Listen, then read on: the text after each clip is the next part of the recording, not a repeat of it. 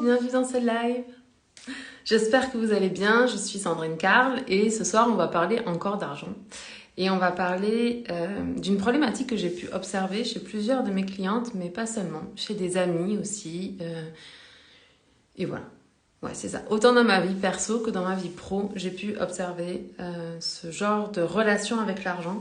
Et si c'est votre cas, j'espère que ce live va venir décrocher la culpabilité que vous avez associée au fait de recevoir de l'argent. Donc, quand vous arrivez, faites-moi un petit coucou, comme ça je sais que vous êtes avec moi en live et c'est agréable pour moi.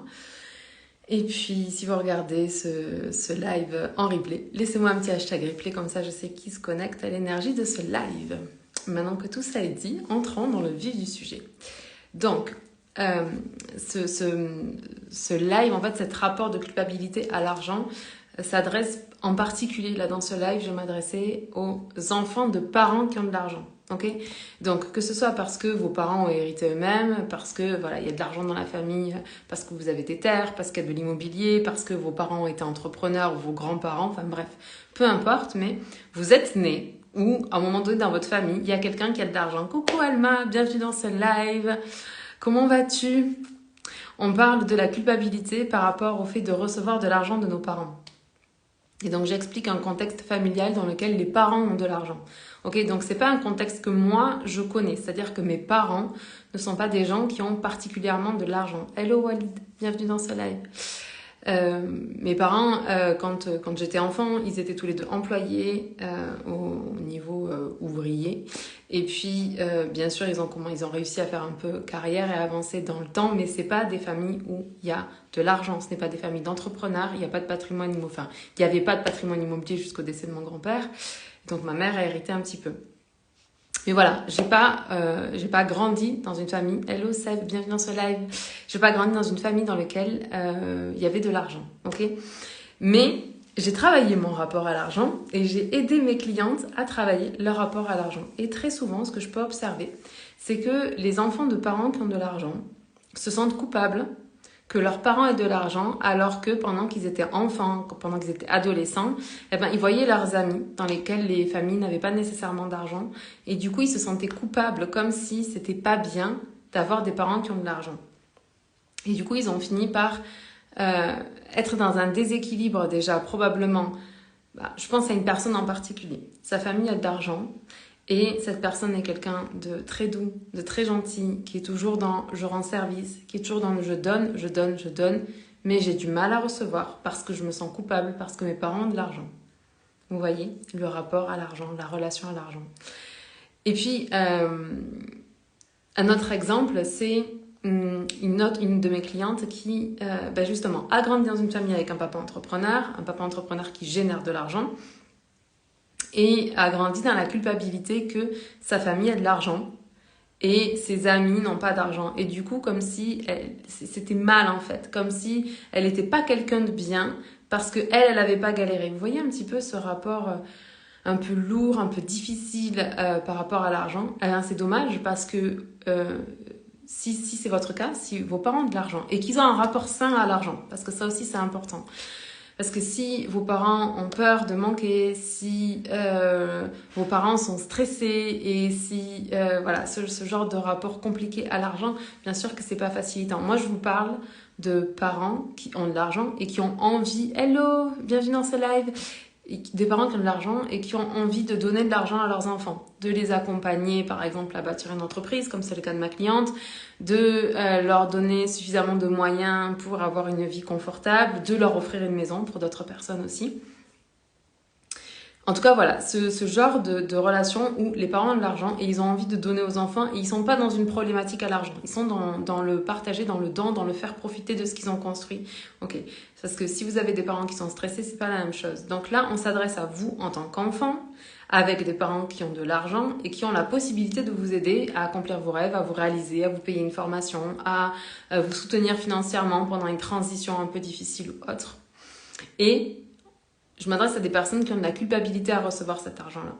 Pour vous expliquer quelque chose, dans l'univers, en fait, qu'on parle d'argent ou qu'on parle d'amour, peu importe de ce dont on va parler, en fait, on donne et on doit recevoir de manière équitable.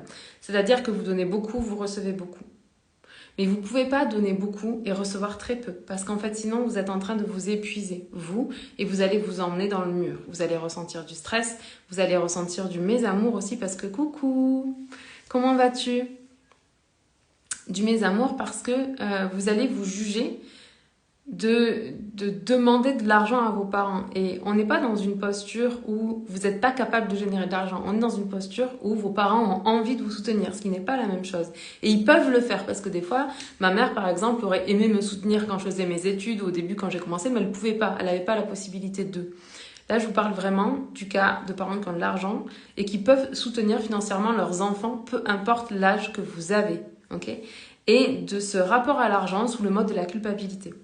C'est important de comprendre que si vous bloquez le fait que vos parents puissent vous aider, vous n'êtes pas aussi en train de pouvoir redonner derrière, redonner du temps, redonner de l'amour, redonner des compétences, des connaissances, accompagner les gens davantage, enfin tout ce que ça apporte. Parce que oui, effectivement, l'argent ne fait pas le bonheur, on est d'accord, ceci étant dit. Pour moi, l'argent, c'est une énergie et c'est un échange aussi entre de la manière dont vous contribuez dans le monde et ce que l'univers vous renvoie. Ce qui fait qu'en fait, par exemple, mon positionnement par rapport au fait de recevoir des paiements de la part de mes clientes, c'est pas mes clientes qui me payent, c'est l'univers qui me paye pour le travail que j'ai fait au travers de mes clientes. Ce qui signifie que très souvent, mais vraiment très très très souvent, à de nombreuses reprises, les personnes qui ont acheté des programmes avec moi, qui ont acheté du coaching avec moi ou du mentorat avec moi, ont manifesté l'argent dont ils avaient besoin pour payer ce montant-là. L'argent est arrivé comme ça parce que c'était juste et aligné avec eux de rentrer dans ce programme, dans cet accompagnement, etc. Parce que je considère que l'univers me paye au travers de mes clients, mais c'est l'univers qui me redonne pour ce que moi j'ai donné. Donc j'accepte de recevoir. Ce que je voudrais vous emmener aussi par rapport à cette culpabilité, parce que j'ai vraiment pu l'observer aujourd'hui et ça m'a touchée de voir une jeune femme adorable, toujours prête à rendre service, toujours dans le donner, donner, donner et qui a de la difficulté à recevoir. Hello, bienvenue dans ce live. Madame Rayon de Soleil, quel beau nom. Donc du coup ça m'a touchée parce que je la vois être mal à l'aise par rapport au fait que ses parents ont de l'argent. Et du coup je trouve que c'est dommage parce que je vous ai déjà fait un live en vous disant que tout était question de relation, ok ? Tout est question de relation dans votre vie et de la qualité de la relation que vous avez avec ce que vous désirez ou avec ce que vous avez ou avec les personnes qui vous entourent. Ce qui fait que vous vous sentez bien dans votre vie, c'est la qualité relationnelle que vous avez avec chaque chose. Est-ce que vous avez une bonne relation avec votre corps? Est-ce que vous avez une bonne relation avec votre conjoint? Est-ce que vous avez une bonne relation avec vos parents? Est-ce que vous avez une bonne relation avec l'argent? Est-ce que vous avez une bonne relation avec le travail, avec votre travail, que ce soit un job alimentaire ou que ce soit votre mission de vie, votre dharma d'exercer ce métier-là, votre talent, votre don, peu importe. Mais quelle est la relation que vous entretenez avec ça? Est-ce que vous lui reconnaissez de la valeur? Est-ce que c'est une relation qui est douce, légère et agréable? Est-ce que c'est une relation dans laquelle il y a un lien de confiance qui s'est établi? Parce que c'est ça qui donne la charge émotionnelle positive à tout ce que vous vivez dans le quotidien. Donc, si quand vous culpabilisez parce que vos parents ils ont de l'argent et que vous n'osez pas leur demander alors qu'ils ont envie de vous aider et que vous repoussez l'argent parce que non, vous voulez vous débrouiller tout seul. Déjà, parenthèse, le self-made man, ça n'existe pas. On ne se réalise pas tout seul. Vous vous réalisez parce que vous rencontrez les bonnes personnes au bon moment qui vont soutenir votre expansion, votre développement, que ce soit vos parents, quand vous êtes enfant, que ce soit peut-être un professeur, un éducateur. Moi, il y a des profs dans ma vie qui ont eu des impacts considérables sur ma manière de me réaliser. Par exemple, j'ai un professeur qui était un professeur d'histoire qui a dit que l'intelligence, c'était la capacité à s'adapter. Et ça, dans ma vie, ça a eu un impact monumental. Il a aussi dit un autre truc, c'est que comme il était feignant, il n'avait pas de temps à perdre. Donc, vu que de toute façon, il passait 1 heure de son temps assis sur une chaise en classe, eh ben, il était 100% concentré à ce moment-là pour ne rien faire après. Et ce truc-là, c'est pareil, c'est quelque chose que j'ai mis dans ma vie quand j'ai fait mes études de psycho, etc., etc. Et peu importe les formations que j'ai fait. Quand je suis en formation, je suis là pour comprendre, apprendre, enregistrer. Parce qu'une fois que je suis sortie de l'espace d'apprentissage, je fais autre chose. Donc, toutes ces personnes-là, elles vous ont permis de vous réaliser. Et si vous pensez que vous devez le faire toute seule, vous passez à côté d'un potentiel immense qui est le potentiel des autres. Et c'est dommage.